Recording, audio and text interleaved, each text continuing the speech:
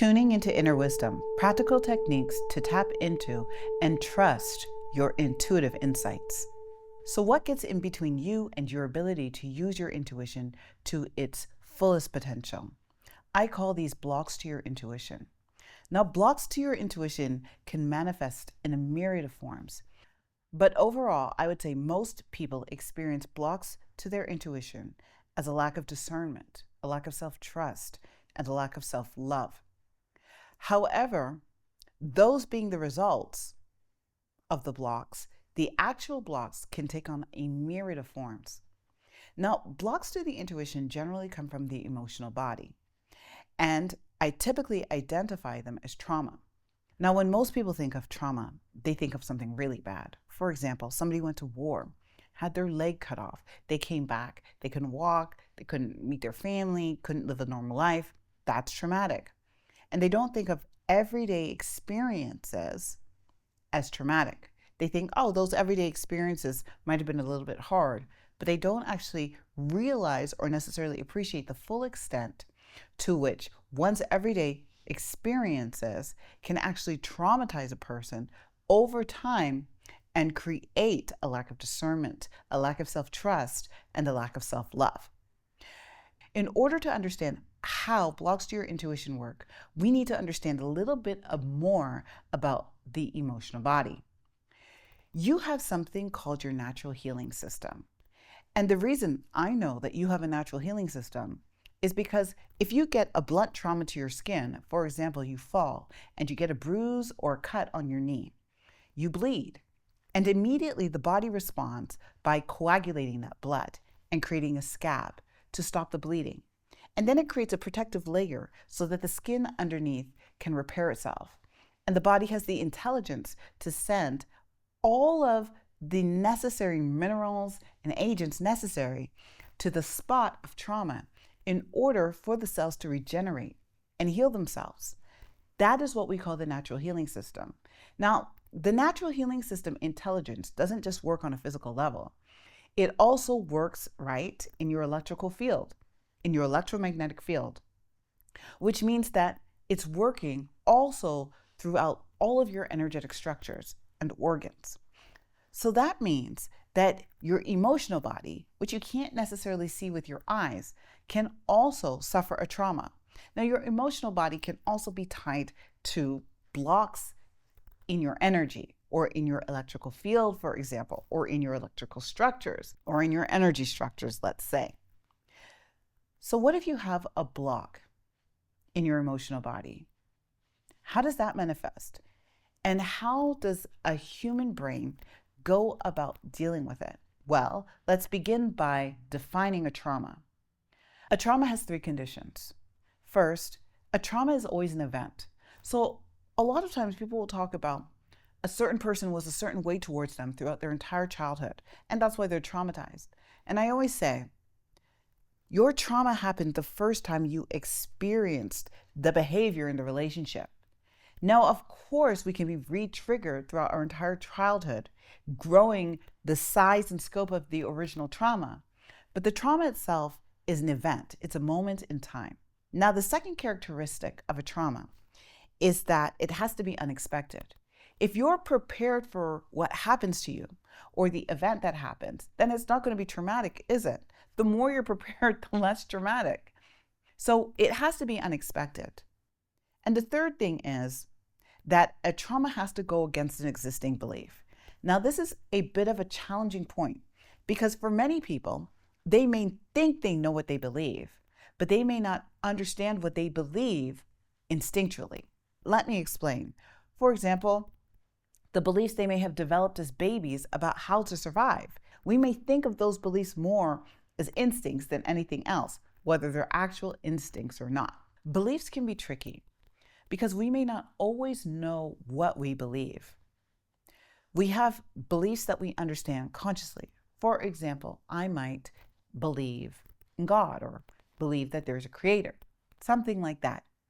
But then we also have a whole myriad of beliefs that are more unconscious, that have to do with how to survive on the planet, that we may not be readily aware of. And if something happens, if an event happens that goes against how we believe we're able to survive on the planet, then a conflict ensues in us, and that is going to become a trauma. And the reason the conflict is ensuing is because this new thing that's happening is showing us that the universe or the world works in a different way to what we've assumed or to what we've adjusted. And that can be very scary because it means we have to throw out the baby with the bathwater. It means we don't know how to survive on the planet.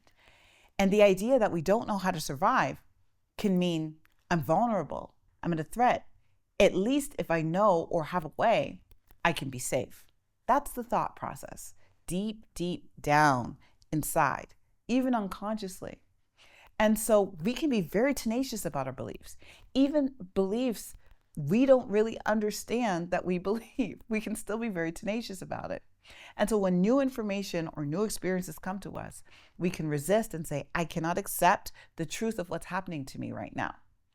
For example, suppose that a woman is married and her husband cheats on her. And she finds out because she receives a phone call in her car. Somebody says, I see your husband on the corner with this person. You know, they were being affectionate or being a certain way. This woman cannot believe it. Maybe she comes from a particular religious background or cultural background where this would be just unheard of or completely unacceptable. So she cannot believe that she's actually experiencing an affair or that her husband is having an affair on her. And her resistance to changing her belief to the possibility that affairs happen shows up in a conflict that she goes through inside, where she makes up all these reasons why she's going to deny or justify away what in fact has happened.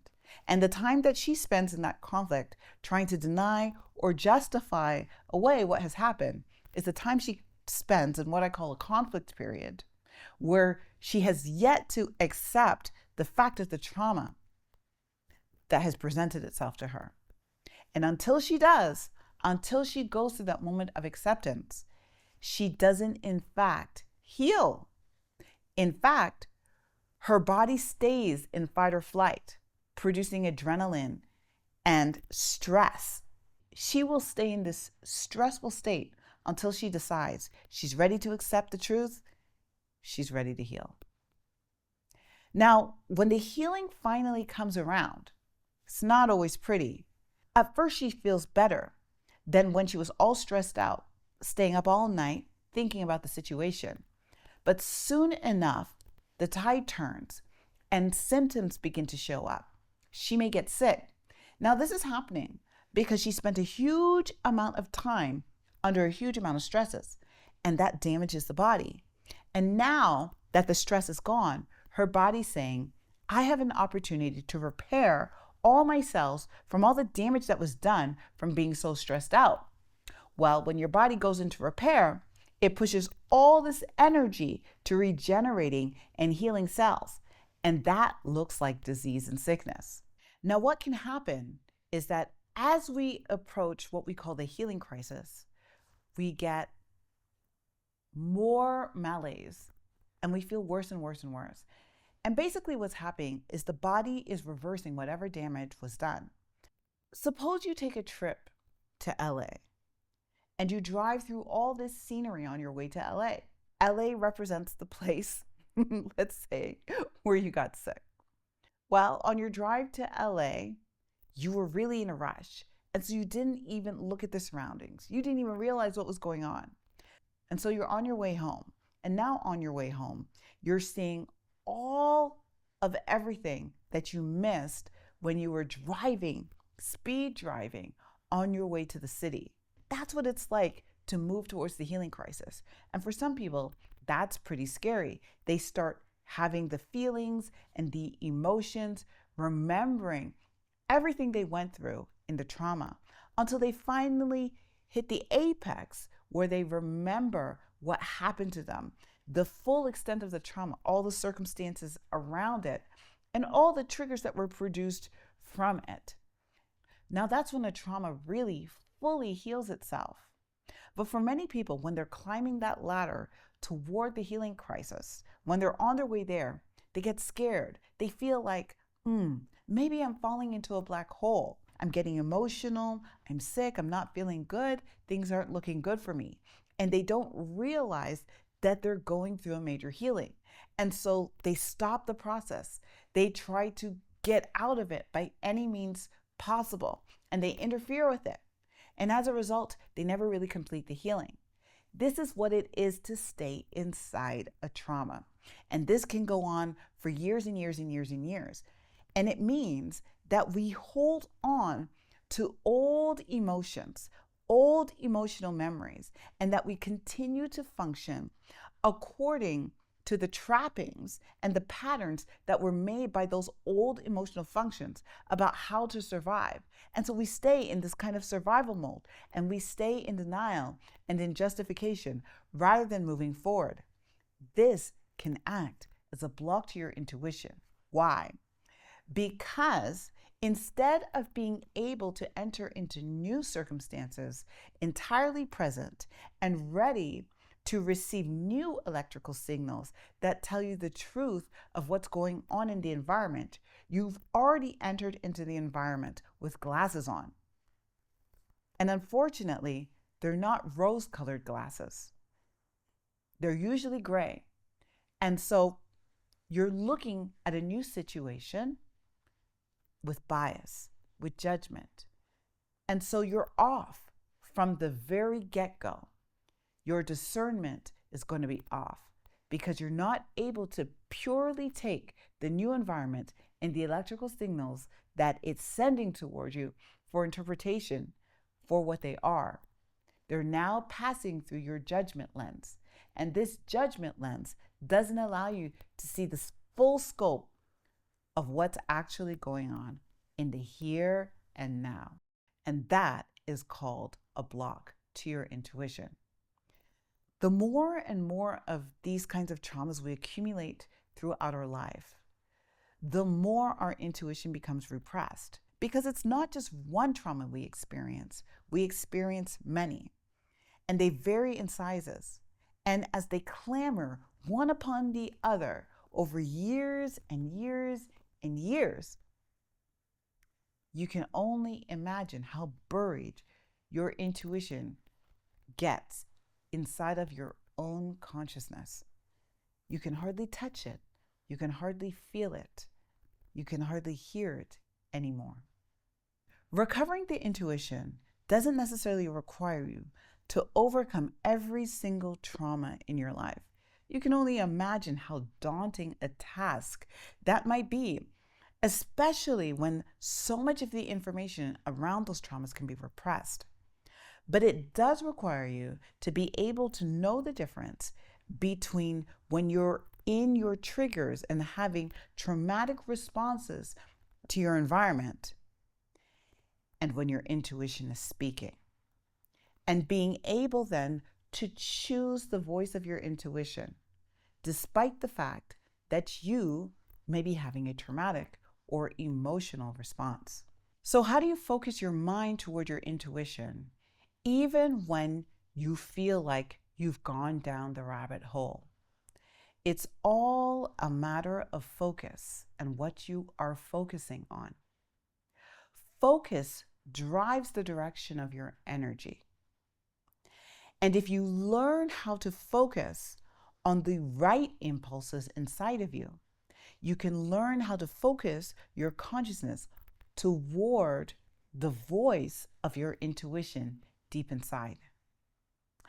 Now, this requires me to talk a little bit about how you experience your intuition in general. You have 5 senses: sight, sound, smell, touch, and taste. These 5 senses have the capacity to extend into 8 senses. And those 8 senses we call spiritual senses. Some people call clairsenses. Those 8 senses take the experience of the 5 senses beyond the frequency of the 3D or 5 senses and allows us to perceive the energetic or electrical impulses that go beyond the frequency that only the physical body can handle. So, for example, our eyes have the capacity to see only a certain frequency of light. However, our energetic field, our electromagnetic field, has the capacity to perceive light in depths that go beyond what our physical eyes have the capacity to experience.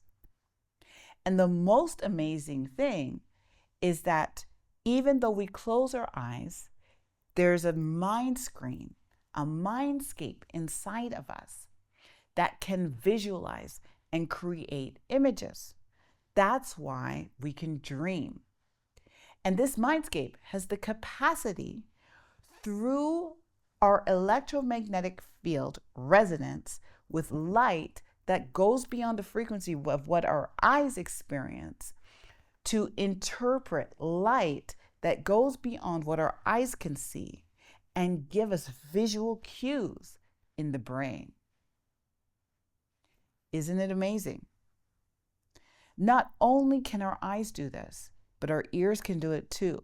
We have the capacity to hear sound frequency that goes beyond what the human body can hear. We know there's sound that goes beyond what the physical body can compute, but the energy body can compute it. And because human beings are also energy, we have the capacity to process and interpret audio signals that go beyond our physical ears. And it's the same with all of your senses. So sound that goes beyond sound, sight that goes beyond sight, also touch that goes beyond physical touch. We can sense in our bodies vibration that goes beyond what we would sense from the touch of another human being. Again, because we have an electromagnetic field, the reverberation, when we become very sensitized, we can feel even the slightest reverberation through a feeling that composes itself in our body. And that's what we call sentience. We can also send touch with our consciousness, even if we're not touching another person, but through their electromagnetic field, they can extend the touch and we can sense it. We can also do that with taste. We can taste beyond the 3D, such that for some people, even without tasting something, they get a sense of what that thing would taste like. And that's their brain interpreting and giving them signals and information and messages about the nature of the energy that is being presented to them. Same thing with smell. And so your 5 senses turn into clairvoyance, clairaudience, clairsentience, which has to do with feeling, clairempathy, which has to do with emotions, being able to sense the emotions of others, claircognizance, which is when you just know things, clairgustance, taste, clairsalience, smell, and clairtangency, extended touch. This is how we experience the messages that arrive from our intuition in our consciousness. They show up in these ways. Many people think that only special people or psychic people would be able to perceive on this level. But that's not true at all. If anything, what working with so many people over so many years to help them develop their intuition has shown me is that everyone is perceiving on these levels all the time, whether they realize it or not. It's just for many people, they have trouble discerning the impulses because they happen so quickly, or they may not trust them, or they may be perceiving them, but they never reveal them and certainly try to ignore them because they don't want to seem weird or crazy. Yet, these impulses are happening to everyone all the time. I wouldn't even be surprised if there are impulses that happen that go beyond what I have classified or quantified as clairsenses. We have more senses that exist even beyond those. As a human being, we truly are phenomenal technology, phenomenal in our design from Mother Nature. If you want to connect with your intuition, mindset is going to be incredibly important, meaning that you have to be able to get yourself into the state of mind that is most connected to nature. That will automatically produce a connection with your intuition. Fundamentally, I call this the mindset of unconditional love. Now, when I use these words unconditional love, they seem self-evident. But when I've asked many people if they've experienced unconditional love in their lives, they may point to one or two experiences, but by far and large, throughout their entire life, the experience has been truly minimal.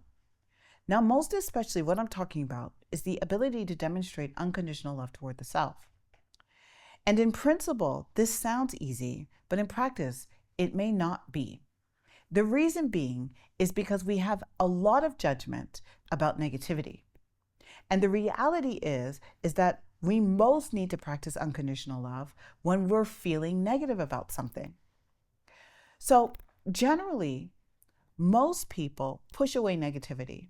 And when they feel that something is negative or that they don't like it or it feels bad, they try not to feel it. But in attempting to suppress it or trying not to feel it, it doesn't mean the thing goes away. It just means the thing becomes a block and it becomes suppressed, as we already came to understand when I talked about the natural healing system. And so one's attitude towards one's own negativity, one's own feelings that might result in depression, unhappy feelings, unhappy realities that you may be facing or thoughts, must become totally accepting. That means that even if we're going through a hard time or having a bad day, we're able to have an attitude toward ourselves that is all embracing. It means that we accept the truth of the moment of what is, no matter what, and embrace ourselves and have compassion and understand that we may be having these thoughts or feelings that we think are bad or negative for a reason. And through that acceptance, something miraculous happens. A mindset shift happens because all of a sudden you have now infused love into this negativity. And as a result of the total self-acceptance and total love, which is what you were most looking for in the first place, that you're getting from yourself foremost, many of those feelings of negativity can begin to melt away. And the more we pour love towards ourselves by showing ourselves compassion and acceptance in these incidences on deep levels, the more we will settle ourselves and turn our energy and our mind into a fertile ground for reaping the rewards of our intuition. See, you have to understand, your emotions are there to help you process. And the vast majority of your emotions are negative. I want you to sit there and think about how many positive emotions you have. Maybe you're thinking about joy, but that's probably it, because the vast majority of emotions that exist and that are produced by the human body and the secretions in the organs are negative. And they're negative for a reason. They are negative for a reason, so that we are able to feel and process out and transmute energy that isn't in alignment with us, that is not working with us. It's giving us a message. Something is happening that's not in alignment with us. Feel it, process it, receive the message, and heal. Return to your true self. And if you do the work, that is the reward. Now, focus denotes presence. If you want to be really present with somebody in a conversation, you need to be focused with them. If you're taking a test and you really want to do well on the test, you have to be very present and paying attention to the questions on the test. Whatever we want to do well at, whatever we want to have communion with, whatever we want to connect with, we have to be able to give it our full focus and attention. Focus and attention is the same thing as being able to be present. And there's no better way to be present than to be connected with your own physical body. Your mind has the capacity to travel into the future. Your mind has the capacity to travel into the past. Only your body is forced into the here and now. And so when we're feeling our body, when we stimulate our body, when we do things that cause us to give attention to our body, that invites presence. And presence invites focus and attention on whatever we're feeling, good or bad, in the here and now, allowing us to work with the energy and transmute it. Here are some practical ways to create focus in your daily life. The first thing is to look at people and to really look at them in the eye.